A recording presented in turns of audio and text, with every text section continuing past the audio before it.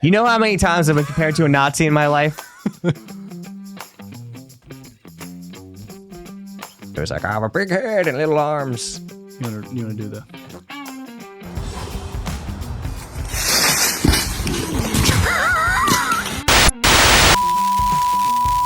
In Maryland, a fierce legal battle is unfolding over whether parents can shield their children from mandatory LGBTQ+. Are there any other letters? There's a lot of them. Okay. Lessons in public schools. A case that is now standing before the highest court in the land. Made it all the way to the Supreme Court. Meanwhile, what are you laughing at? The court in the land. Meanwhile, the Catholic Church mourns the death of Pope Francis, a leader who challenged tradition yet stood for life. What do these two headlines tell us about the future of faith in the public square and the hearts of believers? Stay tuned as we unpack the courtroom drama, the spiritual legacy, and the deeper current events that are reshaping our world. Good evening, Reformers. It's April 29th, 2025, here on Reform the Internet. Thank you for viewing. If you'd like to support or sponsor the work we do here at Reform the Internet, click that little button below and become a Reformer with us. We have multiple sponsors who are already buying placements here. We're really excited. This is something that we're very passionate about, and so the sponsorships are just the cream on the top. So we're really appreciative of your like, follow, and subscribe, and we're excited to continue to bring a biblical worldview to the current events happening all around us. What's your favorite thing to put cream on top of?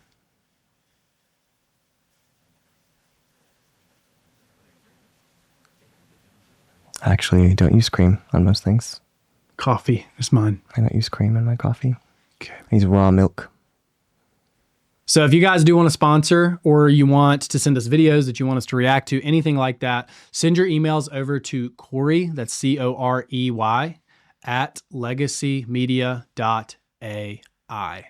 That's Corey at legacymedia.ai. All right, our first topic is going to be the Maryland school that doesn't allow the religious opt-out of LGBTQ+ reading material in their language arts class. Here's the article. The article is from the Washington Post editorial, and it reads as follows. In Mahmoud, that's not right. Mahmoud, I don't know, versus Taylor, y'all tell me in the comments. The Montgomery County, Maryland School District brought an arguably minor administrative matter to the U.S. Supreme Court after it introduced LGBTQ+ affirming books into the school curriculum and revoked a previously available parental opt-out option for such materials. Parents with religious objections sued after the district refused to reinstate this option. During oral arguments, Justice Samuel Alito questioned why the district could not accommodate religious preferences, highlighting that such conflicts raise First Amendment concerns. The district attorney argued that allowing opt-outs would be administratively burdensome, but struggled to explain why it deferred an existing state-mandated health class opt-outs. Although the district sought to promote inclusivity and respect for diverse sexual identities, critics argued that forcing children to read materials that contradict their faith undermines true diversity. It's weird, isn't it? The editorial contends that schools should respect both LGBTQ+ and religious identities, and that a more accommodating and balanced approach, such as reinstating the opt-out, would have avoided unnecessary legal conflict. If you want to read more about that, that is, again, from the Washington Post. The link will be in the description, so you can just click on that and you can read more about what's going on there. This begs the question, as Christians, do you think we fight this, or do you think we just focus our energies on homeschooling and private schooling, or both? So there's a tension. That's where I fall on most of these things, is that you choose to accept the tensions that you can and that you sometimes passively fall into. And so with this, when you're choosing public schooling, when you're choosing private schooling or homeschooling, there's different tensions associated with it. So in homeschooling, you run the risk of it's hard to educate your own kids because they respond to strangers actually a little bit better typically than they do you, because they know you, they feel safe and secure with you. And so it's going to be harder to get them to the educational level and start wearing that hat whenever you start their school at 4 or 5. So that's one of the hesitations about homeschooling. But when you choose public school, what you're saying is, and what's interesting here is, they're fighting this big, long case. All the while, their policies have not changed. So their kids are going to these schools. They are getting this education, LGBTQ+ values, principles, and the parents are fighting it. But what they've done is they have yielded their values to this public school while they go and fight in a court, and these things take forever. Yeah, So yeah, they're going to face the ramifications immediately. Also, I have sympathy for people who, like their parents. think of inner city kids who they may be the first generation who sees this as important, where they're like, I really would love to homeschool my kids, but I had a real crappy life and my education was horrible. Like, how can I even teach my kids what I need to teach them? And so they have this conviction that the public school system's way better set up, and that if they do it, they're like giving their kid a crutch in life. I feel bad for that situation because it's not mine. Like, I don't exactly, my wife homeschools our kids. She's a genius. So I don't know how to relate completely to that, but I see that as being really difficult. Like, people who I just can't teach I don't even know math. Like, I barely know how to read, like that kind of situation. Yeah. And that's actually a very reasonable concern. I mean, even so you guys have the, what some would consider the luxury, even though you work very hard, you work multiple jobs to make it possible, the luxury of your wife being home and raising your kids. So a lot of people who economically can't even do that, public school is their only economic option. And even if you acquire the conviction of, I want to educate my own kids, but you already have kids, you're already set in a path in life, set in a career trajectory, it could be very, very hard to jump from track to track and actually get to the income level you need. Typically, you have to reorder your entire life. You have to get rid of car payments. You have to potentially downsize your home. The change when you haven't aimed for a single parent income where your spouse can educate and homeschool is a very, very hard path. And most people are just trying to survive, so they don't have that option. So all that to say, on this topic, the people whose kids are in public school who have these values, this has been a culmination of many years of school board elections of different things where, in some sense, if you carry those values and you have not been voting, you have contributed to this becoming the present issue. But we don't typically think about these issues in longer time spans. We think about them in, this is happening now, this is affecting me now, and now I need to react to it. So ultimately, for me, this is the element of when you design an environment to have certain problems, benefits, whatever. In designing the educational environment for your kids, you have to say, do I want to design an environment where I'm going to have these problems? Or do I want to design an environment where they're going to be homeschooled, I can give them values, and we accept different problems. We accept that we are going to have to learn how to educate. We're going to have to invest in curriculums because that is the benefit of public school. They have the structures. They do have experienced teachers. So there's other hurdles you have to jump over to be successful in homeschooling. All that to say, my wife graduated from high school and, well, she didn't graduate, but she merged into community college. And at 18, she both graduated with her associates and her high school diploma. So it's very, very possible to do it well. There is a lot of interesting research, even to the point of homeschooling single moms who work multiple jobs score better on SATs. Their kids score better on SATs than public school kids. So the bar is not high to get there. What time do you have? I'll find it and I'll put it in the show notes. It's very, very interesting. But sometimes you have grandmas participating and helping. So most homeschool groups have co-ops where you have parents who have different expertises. So I was a bio major for most of my schooling, and so I can help with the science side in our homeschool co-op community.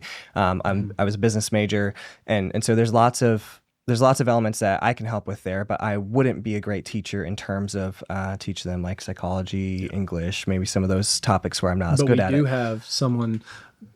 To add on to that, we do have someone who we know very well whose kids are homeschooled that would like to be involved in a co-op. We're putting one together at our church right now that will eventually be ready, but that is literally a PhD in psychology. So like that type of person those are the resources you use that God gives you. Mine would be Christianity. Yeah. So like those. So it takes a village, and you just saying, hey, I accept the public school as my child's village. And that's why they have different teachers for different topics, and they have all kinds of different systems for food. And it's just homeschooling at a much, much, much, much bigger level. It's private schooling at a much bigger level.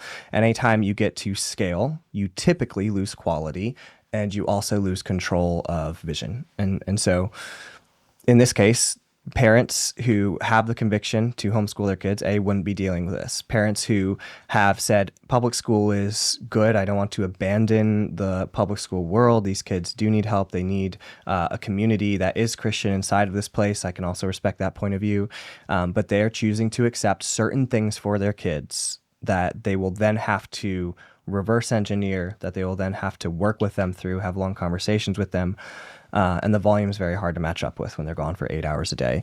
So yeah, ultimately, do we fight it or do we focus our energies on home and private schooling? My course has been to focus our energies on home and private schooling, and yet I vote in our local elections, in a sense, to try and contribute to the values that I see as important being part of our public school system as well. Well, and we saw, wasn't long ago, I mean, I think public square, having Christian influence there is super important, because it wasn't long ago that we had, there was like a bill that was introduced to where it would make homeschooling a lot less private and a lot more difficult in Virginia. I don't remember all the information on that. Virginia already has some stipulations about who can homeschool, why they can homeschool, that are already slightly an impediment to parents who want to homeschool. I don't remember what the recent bill was, but there's expectations of a parent having a bachelor's degree already in the state of Virginia. There's expectations of them still participating in some standardized testing, and they kind of force you into That's what it was. It was something to do with testing, because we have a parent that we're close with that goes to our church who has a son with disabilities.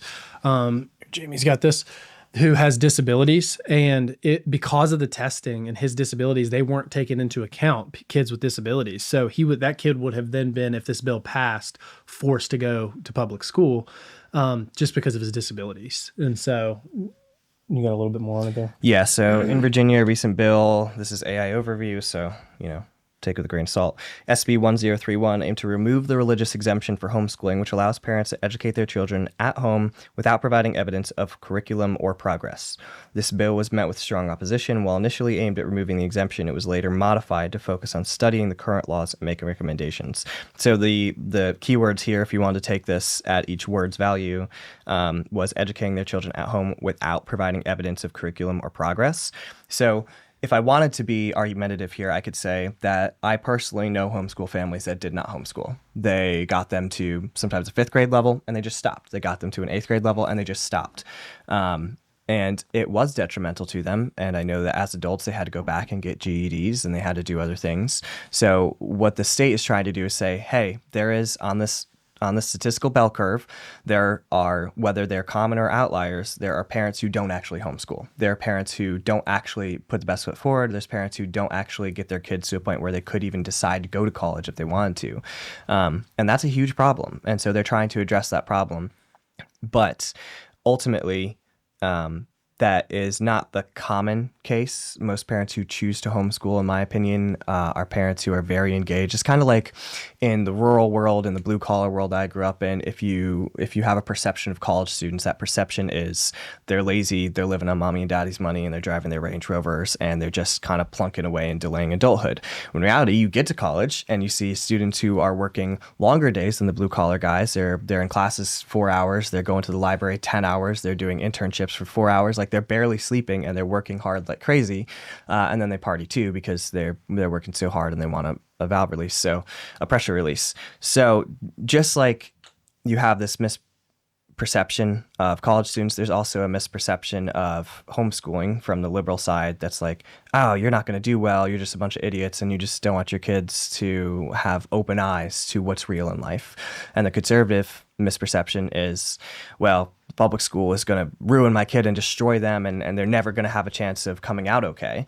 When in reality, there's a range of outcomes in both of those worlds, and how you choose to parent through that particular choice, is going to have a strong effect on their outcomes. You're just choosing where you're starting from. And you don't make the rule on the exception. So though there are parents who are crappy and they say they're homeschooling their kids, but they're really setting them up for failure, that's the small number. That's the minority. So we don't make the rule based on the minority. We hope that's the minority. I don't actually know that. In our experience. And mine, yeah. Either one, mine too, because I knew a lot of folks that were homeschooled. Last thing I'll say is I do think I have sympathy for that person who might not be able to read well, who just didn't have the resources we have and doesn't have the church community even that we have because of circumstances, whatever they may be. But they have this conviction, yet they're not set up well at this point in their life to have their kid out of public school. They'd like to, if they could. For that person, I think that we should lock arms with them when we can, when it's our gifting, and stand against things like this that are forcing their kids, that are our little brothers and sisters, and they're our brothers and sisters, to read things that totally undermine their faith, and that we should stand and fight with them. So next we are on to our game.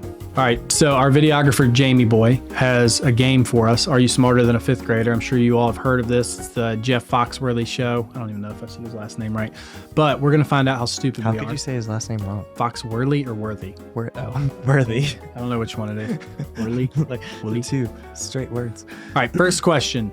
True or false, the following picture is of a Tyrannosaurus Rex. We both have kids that are like 4 and 5. We know this one. My son knows dinosaur names that are like 10 syllables long, and he says them, and I'm like, I don't know if this is real, and I'll go look up, and it is real, and he just learned it from like Dino Dan or something. The Diplodocus. Zeke would say that, and I'd be like, yeah, that's not real. Yeah, but this one is definitely not a Tyrannosaurus Rex. No, it's not. I agree. Because I know what a T-Rex looks like because of the movie. There was like, I have a big head and little arms. Whatever movie that was. I don't know what that is. Sounds familiar. So that is not. You gotta. Do we have to click? Oh, here we go.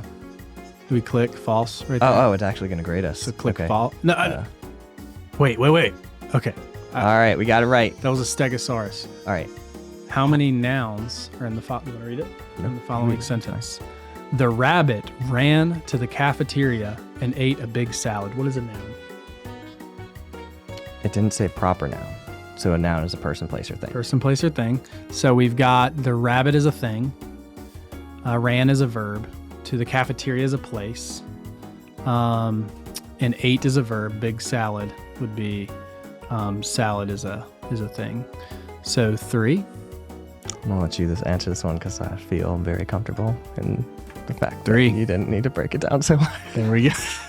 You're like, the verb. What's 2? Do you know what 2 is? Ran 2? No. Me Adjective. I always fell out. It's like an adverb or something. I always fell out on those like middle.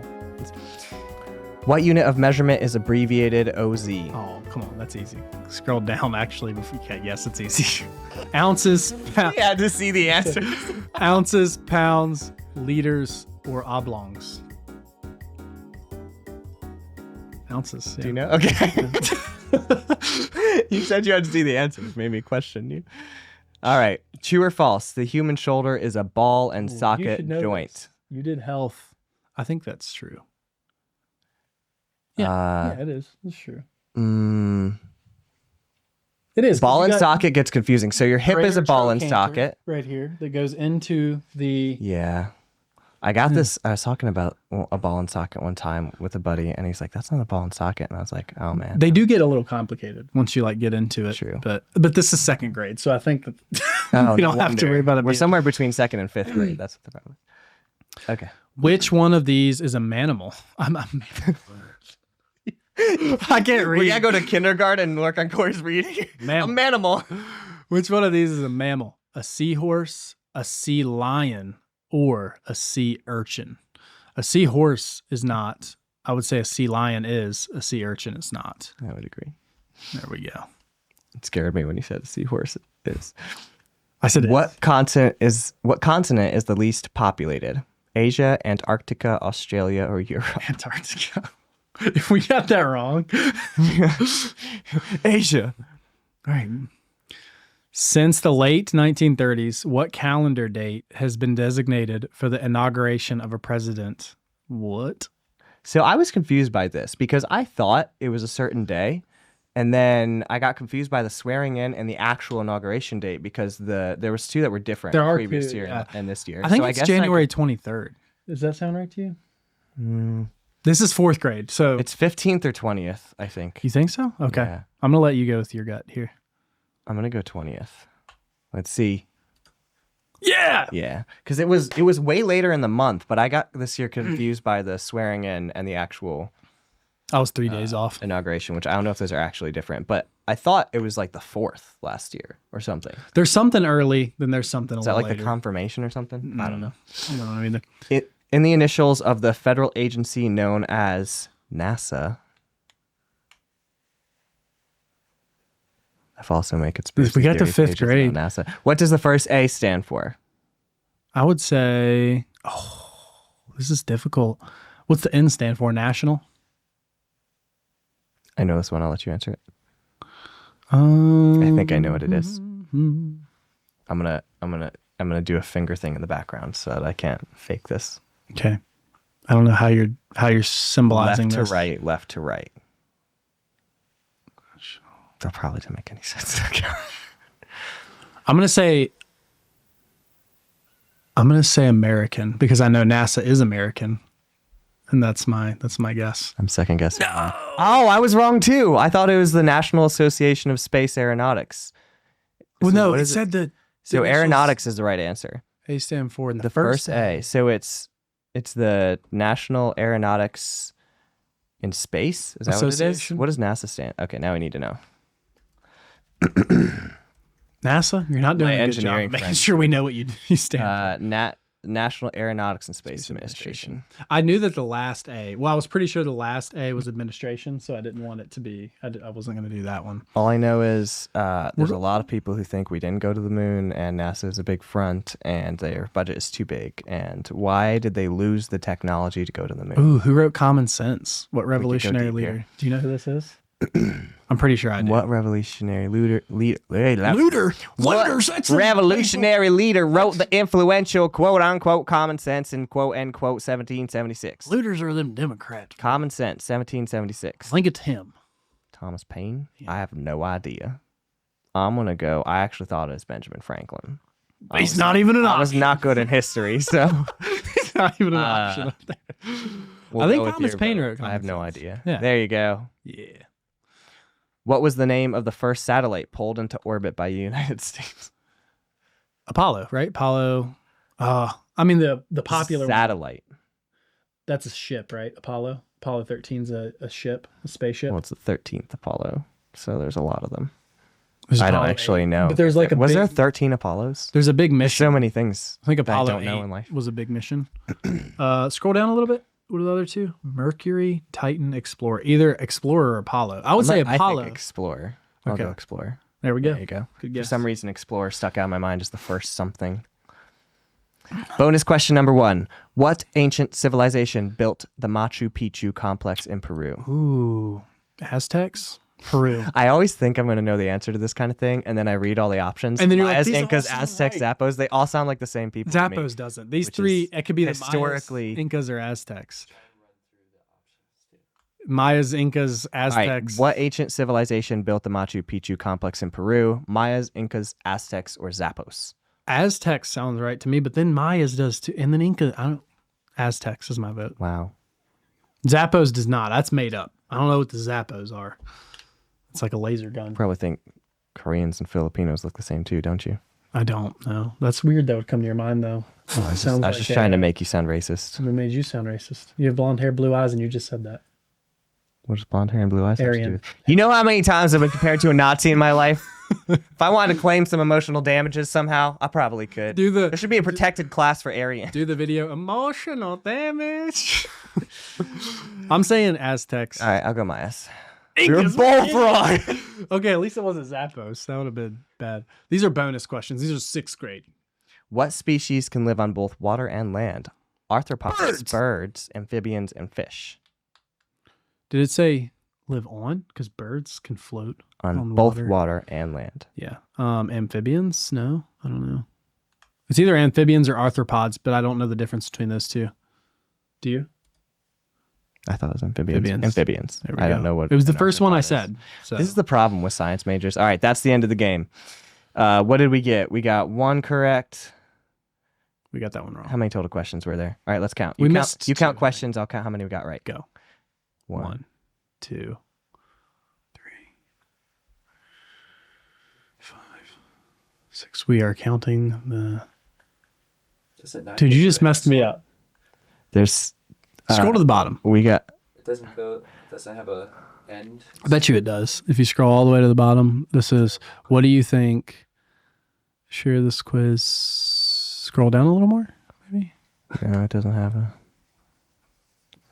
All right, I got 1, 2, 3, 4, 5, 6 questions, and we got 1, 2, There were more than 3, 6 questions. 4 correct. There were more than 6. 4 out of 6. There weren't more. Look at that. Look. Yeah, 1. 1, Go. 2, 3, 4, 4. 5, 6. Keep going. 7. Yeah, dummy. 8. I just stopped scrolling. I saw an ad.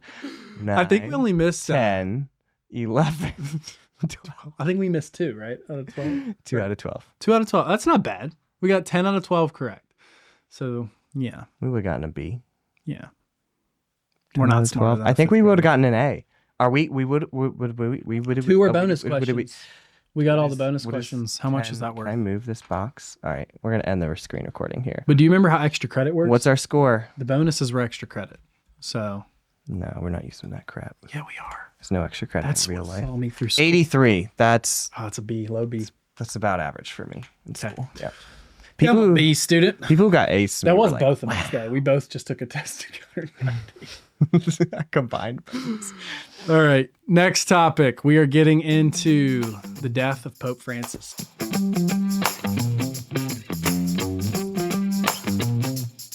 We've got an awesome sponsor for you guys today. It's actually a really close friend of ours, J.S. Rothrock Counseling. Matthew, you changed it to Rothrock. I didn't change nothing. I respelled counseling because you spelled counseling wrong. I did. J.S. I'm not smarter than a No, fifth grader. counsel like the Jedi Council. Should be that way. J.S. Rothrock Counseling. He's a good buddy of ours. He's a counselor. He focuses on people who have post-traumatic stress disorder, disabled kids, people who feel like they've got a leg down in life. He works with them to make them realize that they really don't, and that they have value and purpose, and that this shouldn't be looked at as a crutch, but is actually something that can be used for a lot of good. So we have an ad for him. He's a great guy. He's got his PhD that he just finished from Liberty, I believe, Liberty University. He's also a professor, so really sharp guy. If you're having struggles in any of these areas, please reach out to Sam. We have an ad for him right now. Imagine this. You're sitting on a beach, lounging in the sand, cool water coming up over your toes, cold drink in hand. Rest, peace, no emails, no problems, they're all back at home. I'm Sam Rothrock. I'm a PhD and I've been practicing counseling for 14 years, and I'm trying to send someone and the guest of their choosing to the Bahamas for an all-expense-paid vacation. No strings attached, just a well-deserved escape that I want to give to you. All you have to do is drop your name and email below and you're in. That's it. Click the button below and start your healing journey today.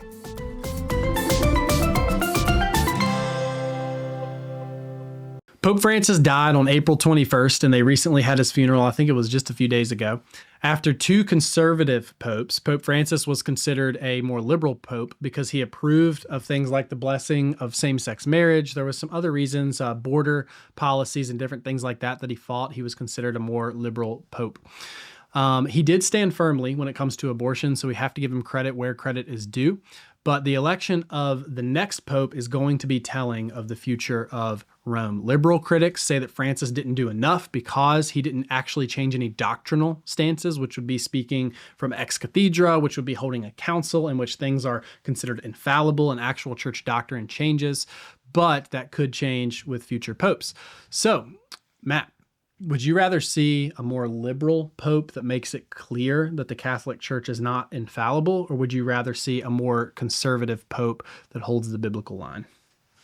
I will make one comment. If you speak to most Catholics, they would say he did not bless same-sex marriage. He said that you could give independent blessings to individuals, but not bless their union. So slight clarification there. That's a big thing that Protestants say a lot. The Catholics will say, no, he didn't say you bless same-sex marriage. He said that you can give individual blessings to people who are in same-sex relationships, but not the union. So that they would make that response, just for clarification. I haven't actually seen the clip. I will say you get into a whole, so this is my whole issue with this, is you get into a whole debate here where your interpretation of what he said matters, which then begs the question that if the Catholic Church has infallible interpretation of the Bible, but yet you still have to interpret their interpretation, does it make any difference? Because there are bishops blessing same-sex marriages based on what he said. Yep. So, yeah.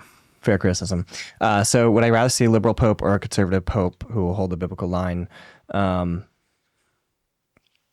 would say because of the seat of influence, I'd rather see a conservative pope who is going to hold a biblical line, because there's less people being led astray. And as Christians, our goal should be for everyone to become more Christ-like, whether you're Protestant or Catholic or Orthodox, or not Christian at all. You want to see people come to the saving grace of Jesus Christ, and you want to see them grow in their relationship with him. So I would say a conservative pope. I would say it's conveniently easy for him to have never spoken ex cathedral. I'm not quite sure how to say that. it's cathedral. Or held a council, because it's like, well, why have that pressure? I mean, you can't even become a pope till you're after 70, I think is the age. He's like, I'm almost. So yeah, it's like, who wants that stress? Anyway. Give me a heart attack. But I do know that Catholics, I'm in lots of Protestant, Catholic, Orthodox conversation groups. We have a good buddy, Facebook. Who's a Catholic. They speak very highly of him, and they greatly appreciated his service as Pope. So I would rather see a biblical one. Yeah, I would too. I think that I think there are people who would rather see a more liberal one just because of clarity. I think it would hurt a lot of people that trust in Jesus if a pope came out and made an ex cathedra statement that was clearly just against the scripture. I also think that if they're making a plan, like if there's this long stream of liberal popes that are making a plan to liberalize the church, it's not going to happen this quickly. They're smarter than that. They'd make it happen over hundreds of years, because if it happens over hundreds of years, less people question it when it is spoken ex cathedra. We just had 2 conservative popes. And this pope would be considered conservative in light of secularism, because he still stood firmly for life and some other stances that he had. He still stood firmly for complementarianism and different things like that. So he's still going to be considered conservative. They're not just going to make a jump straight to one that's going to speak ex cathedra and say women can be pastors and it is not a sin to be in a homosexual marriage and different things like that. That's not going to happen. They're smarter than that. If that's the case, I'd rather see a more conservative one, less people get hurt, more unity as a whole. I do believe we have brothers and sisters that do trust in Christ for their salvation that are in the Catholic Church. So I don't want to see that destruction. So the conclave, that's what's about to happen. Have you read about a conclave at all? Do you know what that is? Okay. So this is how they elect a new pope. Because you haven't read about it, I'm just curious. Make it up in your mind. How do you think they elect a new pope? To me, it sounds like a horror movie. It does. Like human sacrifices and horrible things, and that's what comes to mind. Just the sound of the word conclave. It sounds like a good horror movie. If I had to guess, it would be them taking what they see as the elected officials of the church, so your highest officials, and them coming together and they're choosing among themselves or choosing a third party, but the decision is made by, I guess, would be cardinals, and then they choose someone. There's probably infighting. There's probably a pretty severe back and forth. I imagine that they all want to become, I mean, if they're living as cardinals, they're probably living pretty close to the type of lifestyle that a pope is going to have to live. So I wouldn't imagine it's a big change for any of them. So I don't know. I would imagine it's just like it's pretty similar to like a council of elders picking a new teaching pastor. Honestly, just has a much larger level. It's an infallible office where you stand in the place of Christ. So, Yeah. With that exception. So, but teaching pastor. I will say one other thing I kind of liked about the Pope is what I've read from the headlines is that he actually died with like $200. Like he lived very modest. He did not tap into much of the I don't even know if it's really possible, much of the potential wealth that he could have. I just think it would be really cool. This is totally off topic to be the Pope and like get to go into what's it called where they have all the art that they never share with anybody. Vatican. That's confusing because the Vatican is also their council name. Yeah, the Vatican. But like where all the secret art is that they're like hiding from the world, if that's even real. I don't know. That sounds fun because it's like Donald Trump. He's already super rich, so he's just becoming president so he can find out about aliens and stuff. That not really, probably. He's probably doing it so that he can fix the economy as much as he can for his own benefit and other people after that.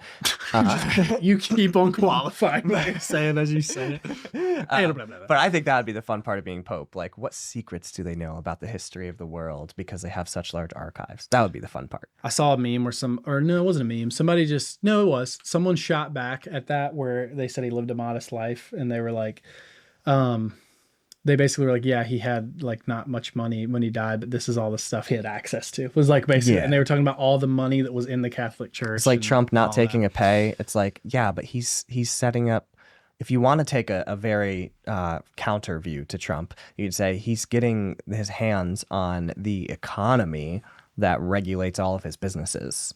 And so it's like, well, he's creating relationships with foreign nationals that he can then use in his business world after, which I don't even know. Is he still thinking about after? He's just like, I'm going to die soon. I'm really old. I think there was something to do with taxes with that too. Like if he didn't take the check, then he made more technically because he didn't have to pay. Yeah, totally believe it. It's just a different game. And he's like, you know why? Because I'm smart. I'm a business guy. So that's why I wouldn't do it. But anyway. So Conclave, my information to the Conclave about the Conclave is based upon the movie, The Conclave, which is not a horror movie. I watched it on a plane to Spain to visit missionaries where I saw Sagrada Familia. Jamie put a picture up of Sagrada Familia right here. We don't have the edit thing. James is behind the just held up a keyboard. Yeah. So that's a very large Catholic church that's been being built for like 100, 200 years, something like that. Would they call it a church? Or do they have a different name for it? I don't know. I think church. Wouldn't be temple. Church. Yeah. I'm going to post this segment in this group of all these Orthodox Catholics. They're going to be like, idiots. Roast me because I want them to come on and comment on everything. Yeah. Yeah. Hey, Catholic audience, give us articles, educate us, let us know things we're right about, things we're wrong about. We always enjoy learning. We're Reformed Baptists, and so that's where we stand. But anyway, I watched the Conclave. You might be cringing if you're our Catholic audience right now because it does end in a really weird way. And I don't know how accurate it is. The election process, based on what I've heard, seemed fairly accurate. Obviously, the rest of it was just a political type thing. Anytime there's a dramatization, anytime it's dramatic. A dramatic retelling. Words. Anytime there's a dramatic retelling of something religious, it's always the worst possible. Yeah, so it ends like if I'm spoiling it for you, you probably shouldn't watch it anyway.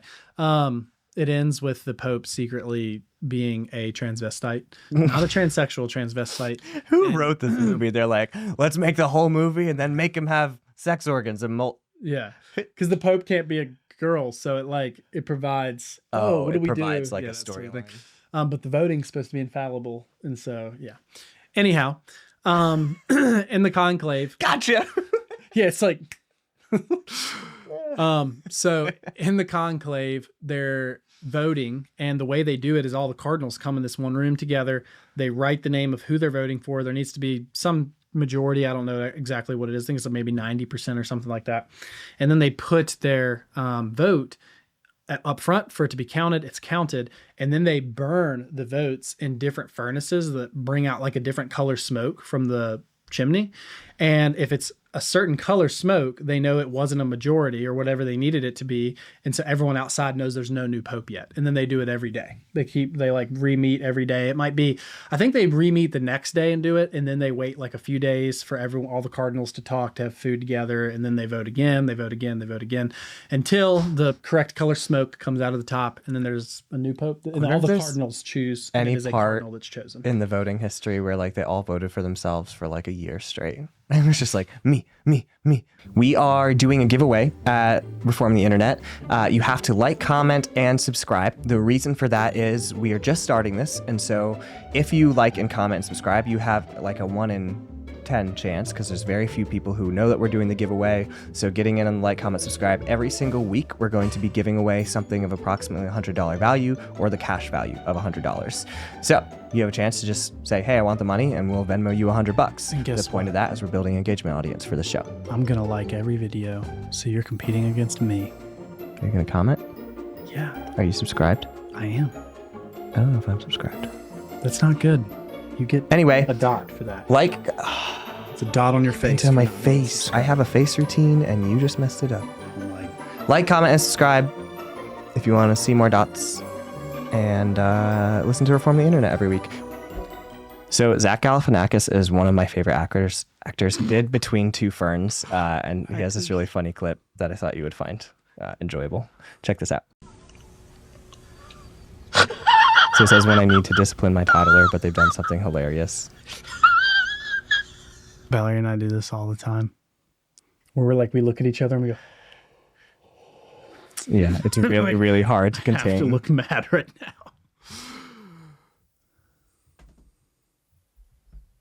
So you and I are in youth ministry. We know the woes and the highs of youth ministry. And I saw this clip the other day, and I thought you could relate and would find it hilarious. See, lows or woes? Woes. The woes and the highs. That's new. I like that. I couldn't think of the opposite of woe, so I had to just think of something positive. But here we go. How exactly did Zacchaeus get down from that tree so that he could go hang out with Jesus? Well, I'm not really sure, but here goes nothing.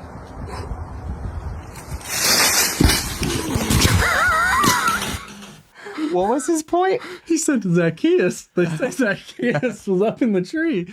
So the story of Zacchaeus. And then he just jumps out of the freaking tree. He was trying to hang on to the brush. You know that guy wants to be cool so bad with his youth. He's like, all right, wife, how do I get some respect? That guy just wants some workers' comp or something. Dude just broke his back for children's ministry. You know he makes maybe like $10,000 a year?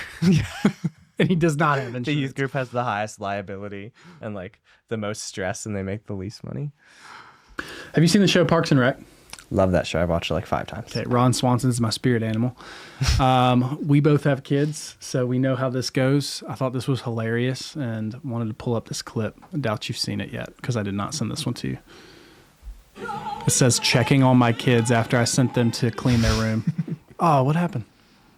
And England's got a new queen. Everybody's really mean. We live on fire. On the scene. I think what's happening in the scene is they've been sleep deprived. Like they're like on strike for some reason all night long.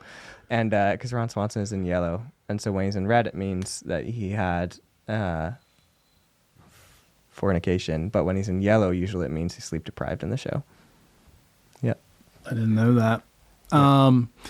Yeah, but I've definitely, Zeke is a distracted kid. And when we get him to get ready for bed, this is like almost every night. You walk in and he's like, he's naked because he's getting ready for bed, but he forgot that's what he was doing. And so he has like a drum right here that he's got his Yodo player right here that he's trying to figure out. And I'm like, what? I sent you in here 10 minutes ago. And he's like, oh yeah. Sits it down, goes and gets ready. That's awesome. Just party before bed. Good memories. All right, Reformers. That's all we got for you today. We love you. Click, like, subscribe, comment, win $100. We're out.